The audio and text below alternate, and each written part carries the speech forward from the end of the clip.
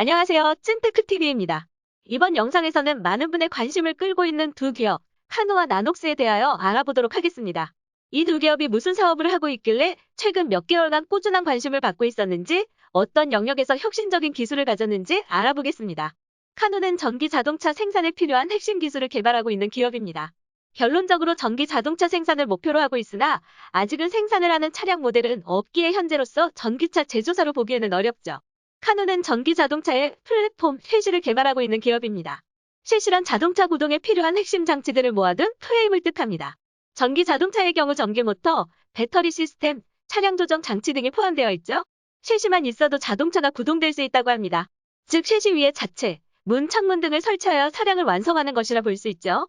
카누는 다양한 종류의 자동차 중에서 특히 작은 트럭이나 SUV 크기 정도의 쉐시를 개발하고 있습니다. 카누의 쉐시를 이용하여 생산을 목표로 하는 차종들에 대해서도 알아보죠. 먼저 라이프스타일 차량을 출시할 예정이며 폭스바겐의 골프와 비슷한 포지션에 있는 모델입니다.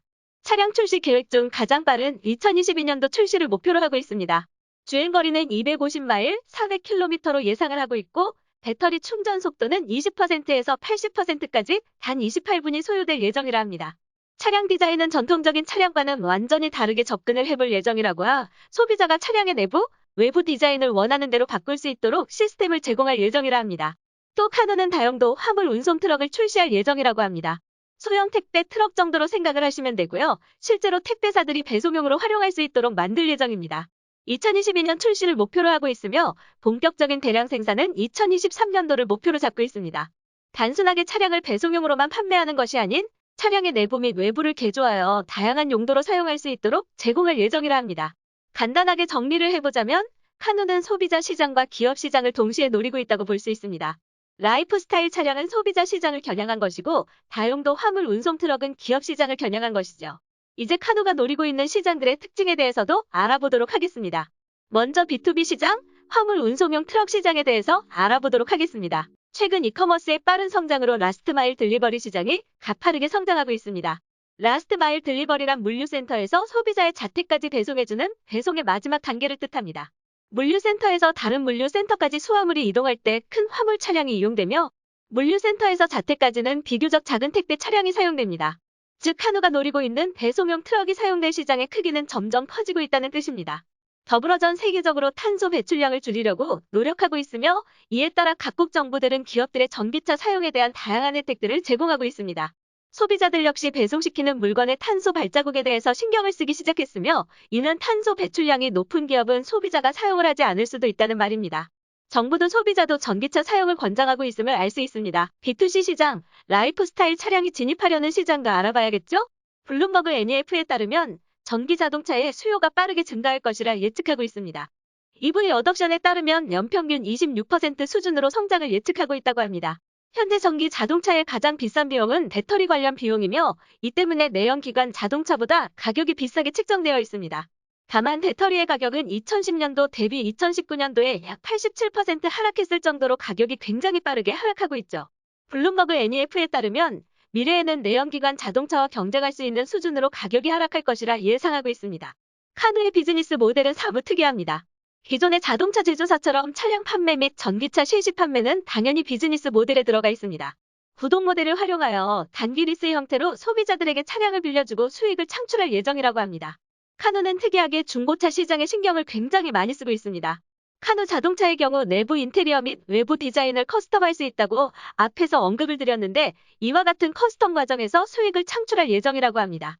카누의 차량이 중고차로 판매되어 바뀐 소유주가 자동차의 디자인을 변경할 때마다 카누가 수익을 창출할 수 있는 구조입니다. 카누의 재무 상태도 살펴보도록 하겠습니다. 아직은 매출이 없다고 보는 게 맞습니다.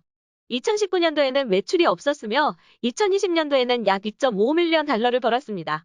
다만 2020년도에 벌어들인 수익은 타 기업에 컨설팅을 해주고 받은 수익이기에 일회성입니다. 2019년도에는 174밀리언, 2020년도에는 200밀리언 달러 규모의 영업 손실을 봤습니다. 적자 기업인 만큼 최악의 경우 매출 없이 얼마나 버틸 수 있는지 현금 보유량을 살펴보는 것이 중요합니다. 현재 현금 보유량은 702밀리언 달러로 20년도 영업 손실을 기준으로 향후 3년 정도의 운영기는 있는 셈입니다. 카누는 자동차 산업에서 혁신성을 보이는 기업입니다. 더불어 다양한 전기 자동차 기업 중에서도 내부 인테리어 및 외부 디자인을 개별 맞춤형으로 제공하겠다는 목표를 갖추고 있어 전기차 기업 중에서도 차별점을 보이고 있습니다. 이번 영상에서 소개를 드릴 또 다른 혁신 기업은 나녹스입니다. 나녹스는 새로운 형태의 엑스레이 촬영기기를 개발하여 의료 산업에 혁신을 일으키고 있는 기업입니다. 먼저 나녹스가 해결하려는 현재 의료 시장의 문제점부터 살펴보겠습니다. WHO에 따르면 전 세계 인구의 3분의 2는 엑스레이와 같은 의료 영상기기의 높은 비용 때문에 접근성이 떨어져 의료 혜택을 보고 있지 못하고 있습니다. 또한 영상기기에 따라 결과를 확인하기까지는 다소 시간이 걸리는데요. 이 두 가지 문제점을 나녹스가 새롭게 개발한 엑스레이 촬영 기기를 통하여 해결하려 하고 있습니다. 먼저 전통적인 엑스레이 기기에 대해서 간략하게 설명해 보겠습니다. 우리가 병원에 가서 촬영하는 엑스레이 장치는 엑스레이를 우리 몸에 투과시켜 뼈의 그림자를 사진으로 저장하는 것입니다. 그럼 당연하게도 엑스레이 촬영 장비의 핵심 부품은 X선을 만드는 X선원이죠. 현재까지도 대부분의 엑스레이 장비에서는 전기로 전자를 가속한 후 텅스턴 타깃에 충돌을 시켜서 X선을 만들어내고 있습니다.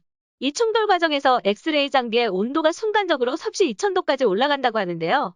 이 열을 식히기 위한 장치 때문에 엑스레이 장비의 크기가 커지고 가격이 비싸졌다고 합니다. 나녹스는 FED 기술을 활용하여 X선원의 혁신을 일으키려 하고 있습니다. FED 기술은 원래 전자기기 업체인 소니에서 디스플레이에 활용할 목적으로 개발한 기술이라고 합니다. 나녹스는 간단하게 FED 기술이 탑재된 아주 작은 전자총으로 전자를 쏴서 X선을 만들어내고 있죠. 사진처럼 여러 개의 전자총이 전자를 순차적으로 타깃에 쏘고 타깃이 식을 때까지 기다릴 수 있게 따로 발열 관리를 위하여 기기의 크기를 키울 필요가 없다고 합니다.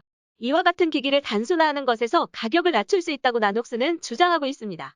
나녹스의 제품들도 살펴보도록 하겠습니다. ARK라는 제품은 나녹스의 FED 기술을 활용한 X선원으로 만든 X선 촬영기기입니다. 클라우드는 ARK로 촬영한 사진을 관리 및 진단을 할 수 있는 소프트웨어라고 하는데요. 클라우드의 경우 AI를 활용하여 의사들이 사진을 판독하는데 도움을 줄 예정이라고 합니다. 또 방사선 전문가와 환자를 매칭시켜 원격 진단도 제공할 예정입니다. 비즈니스 모델은 세 가지를 준비하고 있습니다. 먼저 구독 모델은 기기를 매우 저렴하게 판매하고 사진을 촬영할 때마다 돈을 지불받는 형태입니다. 세일즈 모델은 기기 자체를 처음부터 비싸게 판매하여 수익을 남기는 형태입니다.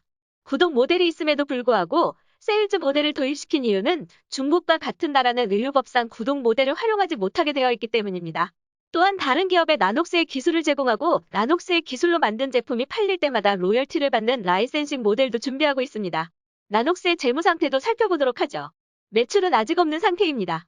매년 적자 폭이 커지고 있으며 2020년도 기준 43밀리언 달러 손실을 봤습니다. 앞에 카노와 비슷하게 매출이 없는 기업의 경우 최악의 상황에서 얼마나 버틸 수 있는지 현금 보유량을 잘 살펴보셔야 합니다.